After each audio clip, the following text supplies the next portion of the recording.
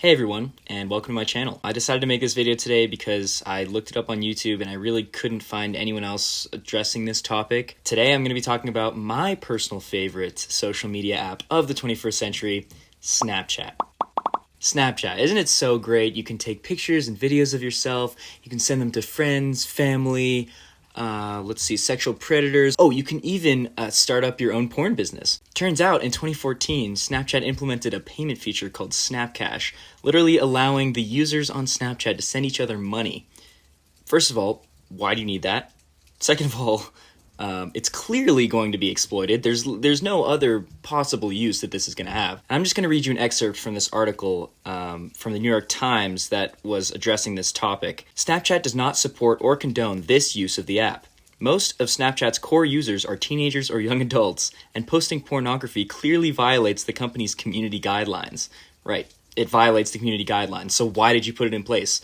There's no other reason that would be used. And this is a quote from probably the Snapchat CEO or someone high up who posted this on their social media. Don't use Snapchat for any illegal shenanigans. And if you're under 18 or are snapping with someone who might be, keep your clothes on. Really taking the initiative, Snapchat. I mean, you really just completely solved that problem 100%. But really, that's kind of a topic for another video. I don't want to get super deep into the pornography on Snapchat. Just not really my forte. But we're just going to move on because I want to talk about my favorite feature on Snapchat, which was implemented in 2018, and that is the Discover page. Now, if you guys don't know, if you guys are heathens and don't own Snapchat at this point, the Discover page is basically a page on Snapchat that is an extension of the normal use of the app where you can send pictures and videos. When the Discover page was implemented, it basically introduced thousands, if not tens of thousands, of shows, docu-series, just random videos that don't really have any content. And by and large, these Discover shows are...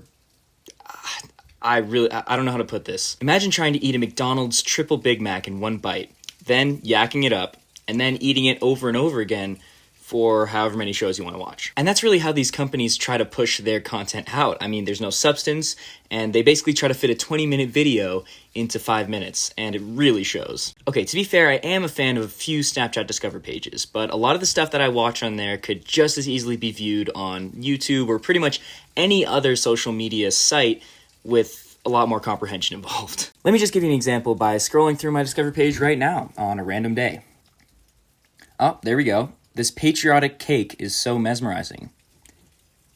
Is that a video I truly want to watch? Based on that title, it really doesn't pull me in that much. Oh, here's another one. What happens when a sword is too heavy?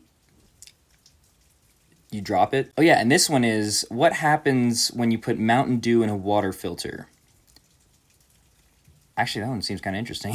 But more infuriating to me is the fact that Snapchat disguises its ads on the Discover page as other Discover shows. I mean, isn't it terrible? I'm just scrolling through and trying to find videos and stuff that I want to watch, and all of a sudden, bam, I'm just being pulled into this mature dating site that I have to sign up for that I totally didn't want to go to on my own accord. I'm getting sidetracked, but the whole point of that is it's just so money hungry. Just stop trying to force the ads into every possible little nook and cranny that you can get. That's how you lose users. That's how you make people not want to use the app. Give me a second. Sorry about that. Took a lot longer than I expected. I was meeting up with this mature woman. Anyway, as you may know, in 2016, Snapchat updated the app and implemented ads in between Discover shows and your friends' stories. And then, somewhere along the way, they made some, if not the majority of those ads, unskippable in between stories, which is just adding to our suffering. But look, I get it. Ads are unescapable, okay? Ads chase us to the ends of the earth. Wherever we go, if it's going to be on the internet, it's going to have ads. I mean, there are ads on virtually every other social media platform in existence, and it was only a matter of time before Snapchat implemented them. And to be fair, most of the ads on Snapchat are actual legitimate companies or stores, products, games, and I respect that, even if they're like this. Hi guys, I love playing card games so much. Have you seen this game called 021 Solitaire? It is so fun to play. You just have to stay between 0 and 21. Or this. Hey guys, have you seen this new game called Go Nuts 3D? It is such an amazing game. these ropes on poles and you have to sort them according to their colors. But be careful not to get them tangled or you'll go nuts. Or even this.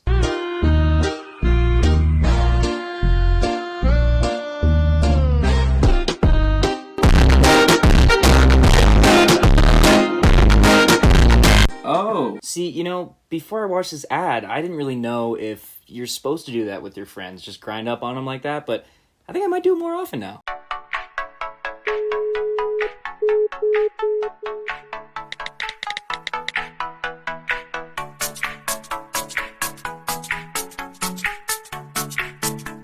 Okay, this one is just straight creepy. I saw another ad for this app that did say that you need the user's consent to actually track them. First of all, why wouldn't you put that in this ad? And second of all, why wouldn't you just use the features that are already available to you on Apple or Android devices for people that are in your contacts? Like, it's already available to you. This app is probably just doing some other stuff behind the scenes, I'm not gonna lie. But despite all this, there are still some ads on Snapchat that are so ridiculous they should never have been even created in the first place. So the original reason that I decided to make this video was because I saw an ad a few weeks ago on Snapchat promoting a website that was clearly a scam. It was one of those websites where basically it says you can get $6,000 in refunds or whatever, but put in all of your credit card information and we swear we won't steal it. Who actually falls for that stuff? I mean, clearly some people have to because otherwise they wouldn't have their ads on Snapchat. But I found it hilarious because it was basically just 5 people that were, you know, hired to do this on their Snapchat and just take a video of themselves. And they're all just spitting out the exact same script to get people to go to the website, which makes it so much less believable in my opinion. You know, the whole, I got $6,000 for college and I did nothing to get it. All right, quick editor's note here. I actually went on Snapchat the next day and I did find that ad on Snapchat, so clearly they haven't taken it down.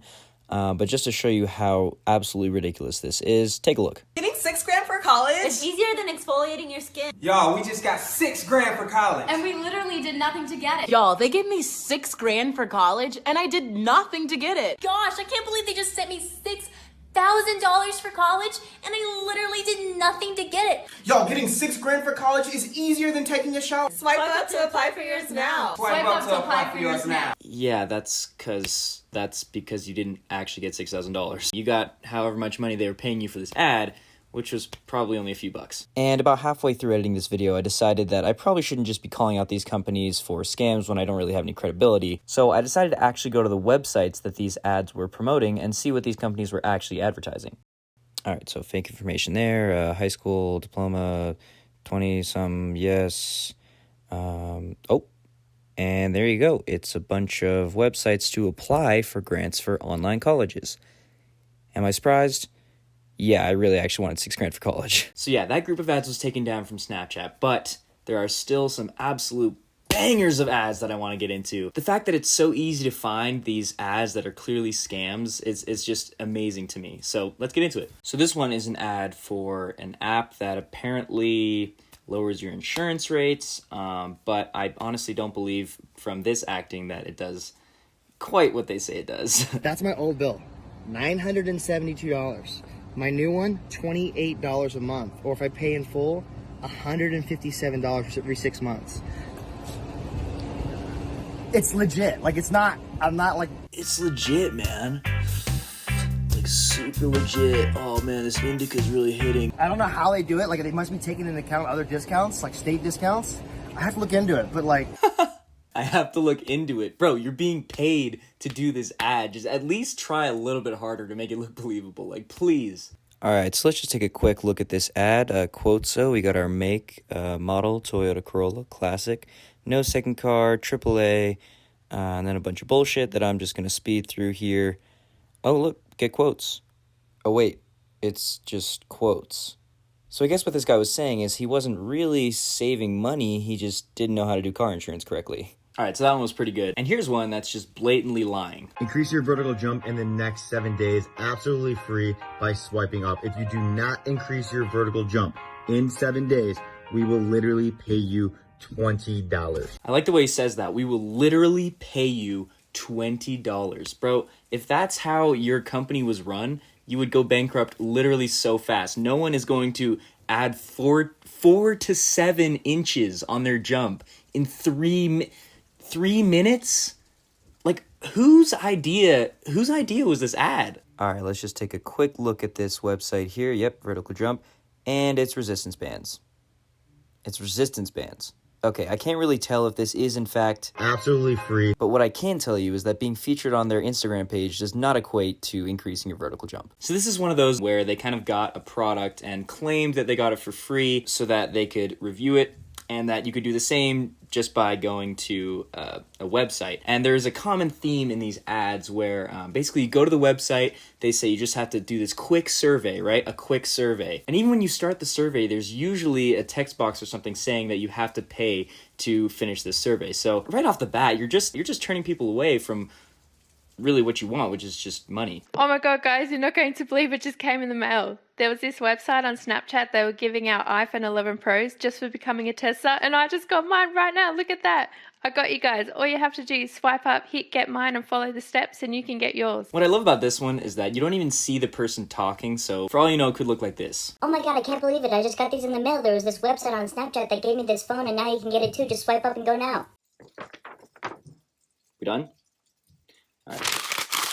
And just in case you weren't completely convinced at this point of how fake this ad actually is, here's another ad for the same website, same voice actor, different product. Oh my god, I can't believe it. I just got these in the mail. There was this website on Snapchat. They were giving out Apple Watch 5s just for becoming a tester, and I just got mine right now. Look at that. I got you guys. All you have to do is swipe up, hit get mine, and follow the steps, and you can get yours. And this next one needs no explanation.